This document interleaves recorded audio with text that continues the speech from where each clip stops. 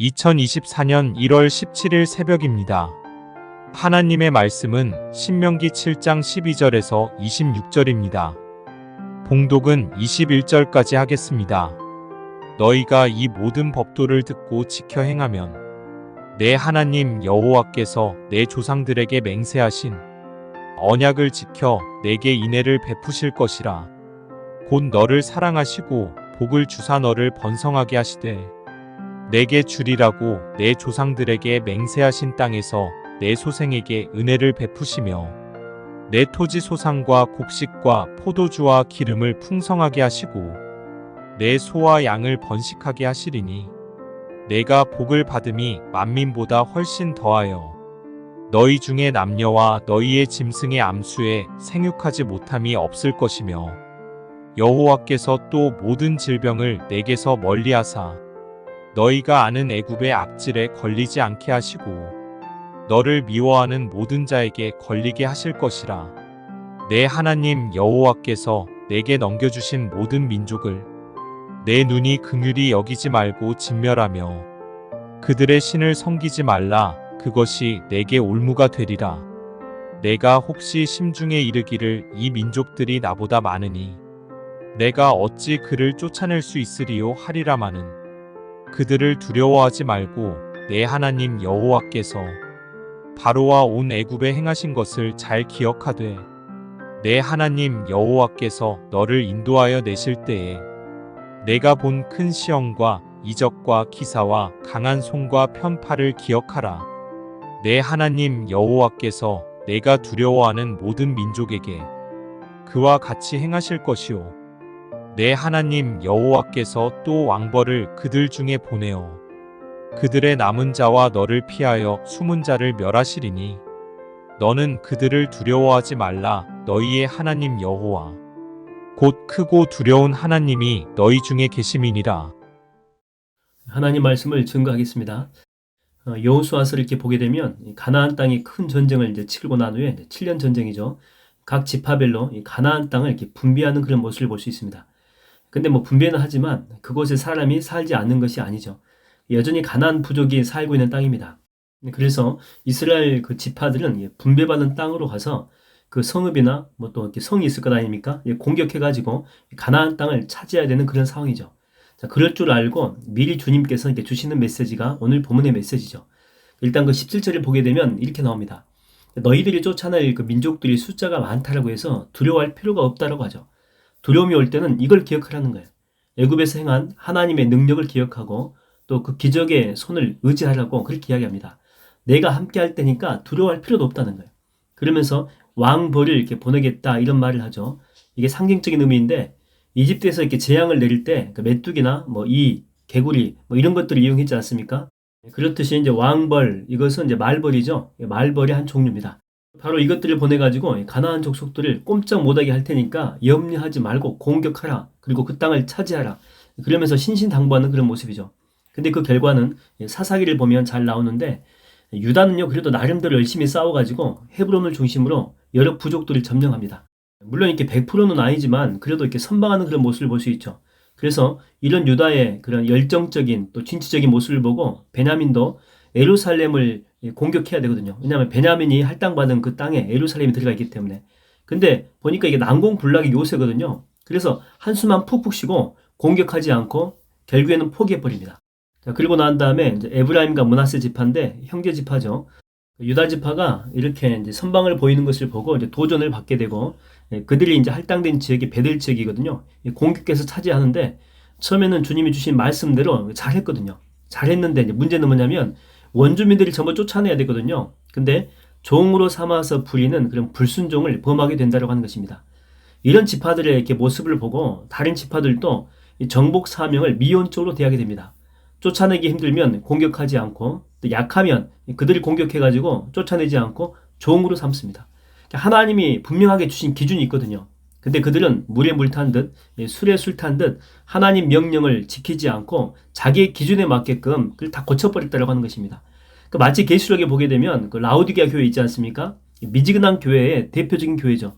그래서 주님이 뭐라고 합니까? 내가 너희들을 뱉어버리겠다라고 그렇게 이야기하잖아요. 그들은 하나님의 말씀으로 사는 것이 아니고요. 그 자기들의 그 수준만으로 살겠다라고 하는 그런 모습이죠. 하나님 없는 인간적인 모습만이 그들한테 가득했다라고 하는 것입니다. 여러분 이런 것은요 세상 사람들도 다 하는 것입니다. 자기들 수준으로 사는 삶이에요. 왜냐하면 그들은 하나님 자체가 아예 존재하지 않기 때문에 인간적인 그 능력의 한계 속에서만 살아가는 그런 삶이죠. 어떤 유치원에서 부모를 이렇게 모시고 뭐 발표회 같은 것을 하는데 이제 그 중간에 이제 하나 이벤트를 하는데 원장님이 오셔가지고 그 어린 아이들한테 이렇게 작은 돌멩이를 하나 이렇게 주면서 전부 다 이렇게 드세요라고 했어요. 뭐 그랬더니 그 아이들이 뭐 작은 돌멩이잖아요. 별로 힘도 안 들이고 쉽게 그냥 이렇게 다 들었던 것이죠. 자 이제 그런 후에 이제 원장님이 그 아이들을 데리고 한 무게가 한 20kg 정도 되는 그 쌀가마니 앞으로 갑니다. 그래서 자 이 쌀가마니를 들어가지고 저 반대쪽으로 옮기세요라고 했죠. 그랬더니 뭐 이걸 들 수가 없죠. 유치원생이 어떻게 뭐 한 20kg 정도 되는 그 무게가 나가는 쌀가마니를 들 수가 있겠어요. 이걸 어떻게 듭니까? 저 못해요. 내가 어떻게 이걸 합니까? 그랬더니 원장님이 이렇게 이야기를 하시는 거예요. 니는 못했지만 아빠는 할 수 있잖아. 아빠한테 부탁하면 옮길 수 있어. 아빠 찬스를 쓰라고 하는 거죠. 여러분 하나님도 이스라엘한테 미리 이야기를 했거든요. 솔직히 너희들보다 가나안 족속들이 힘이 세다는 거예요. 무기도 좋고 뭐 성벽도 견고하다라고 하는 거죠. 내가 다 안다는 거예요. 절대 너희들의 힘만으로는 그것을 점령할 수가 없다는 거예요. 근데 누구 힘이 있다고요? 그렇죠? 하나님 힘이 있다라고 하는 거예요. 내가 도울 테니까 주눅 들지 말고 두려워하지도 말고 망설이지도 말라고 미리 이야기를 해주시는 것입니다. 그런데 사사기에 나오는 이스라엘 지파 가운데 그 어떤 지파도 어려운 적을 만났을 때, 난공불락의 성을 만났을 때 주님께 기도하고 부탁하는 모습을 전혀 찾아볼 수가 없다라고 하는 것입니다. 혼자서 이게 무거운 그 30kg짜리 바위 옮기려다가 안 옮겨지니까 막 욕하는 거하고 똑같아요. 욕하고 이걸 어떻게 옮겨 이게 말이 돼? 막 포기하고 짜증내고 지금 그런 모습 가운데 있다라고 하는 것이죠. 출애굽기 19장 4절에 보게 되면 이렇게 나와 있습니다. 내가 애굽 사람에게 어떻게 행하였음과 내가 어떻게 독수리 날개로 너희를 업어 내게로 인도하였음을 너희가 보았느니라. 여기 보게 되면 출애굽할 때 하나님의 역할이 나옵니다. 독수리 날개로 이스라엘을 업었다라고 나오죠. 위에 태우고.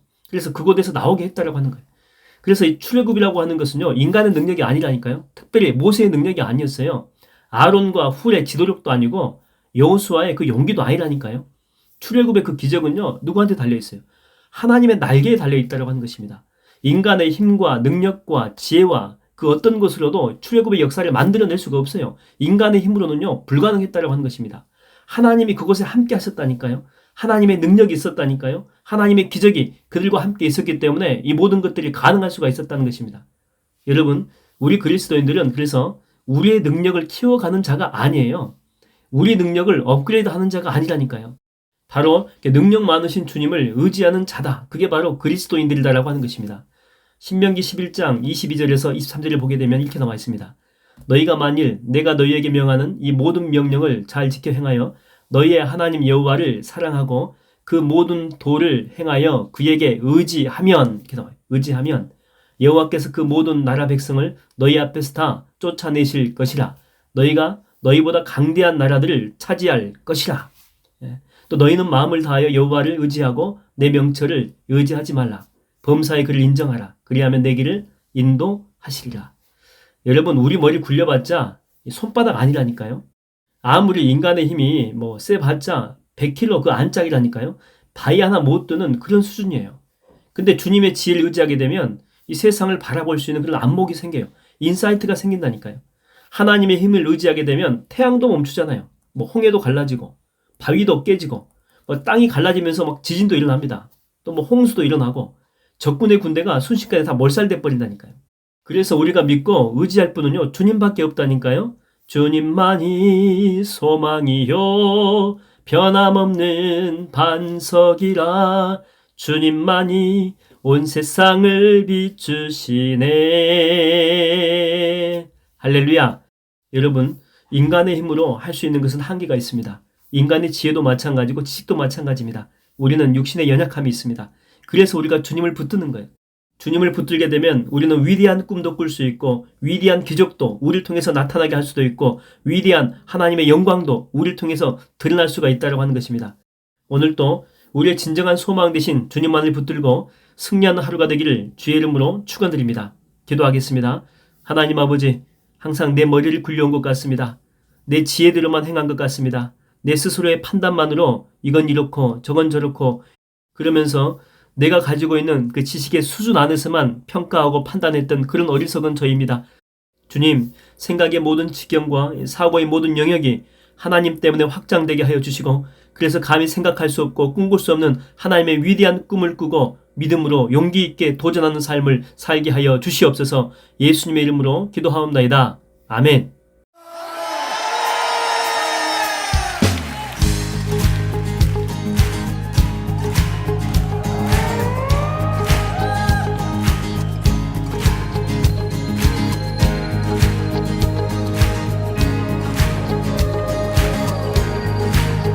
우리 믿음으로 선포하며 나갑시다. 예수 열방의 소망 예수 우리의 위로자 주는 온 땅의 영원한 소망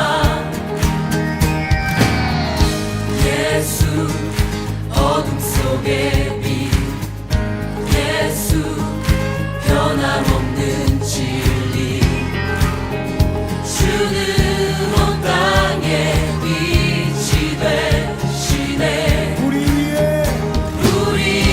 위에 죽으시고 다시 사신 생명의 주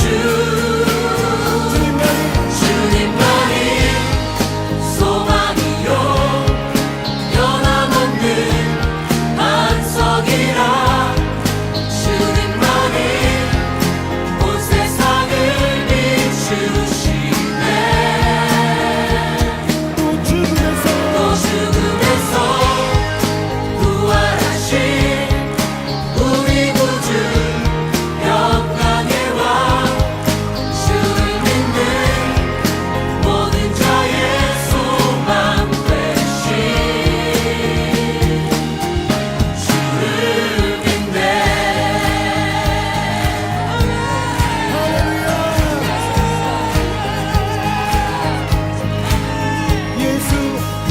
예수 열방의 소망 예수 우리의 위로자 주는 온 땅의 영원한 소망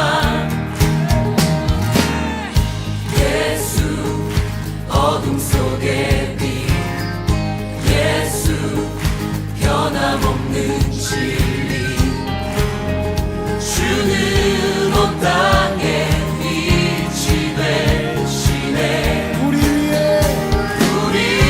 위에 죽으시고 다시 사신 생명의 주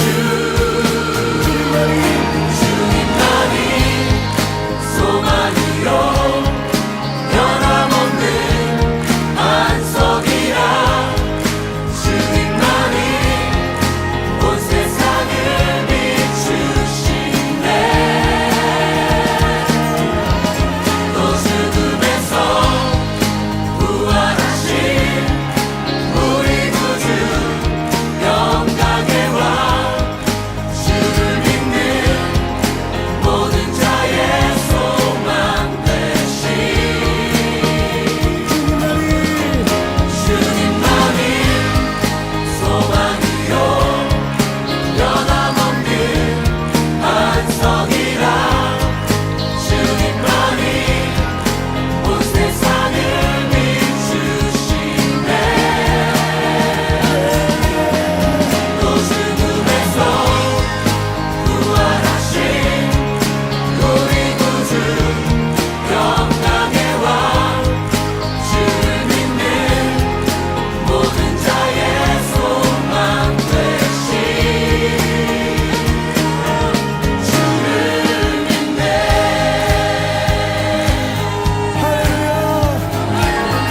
우리가 주님을 믿습니다. 할렐루야.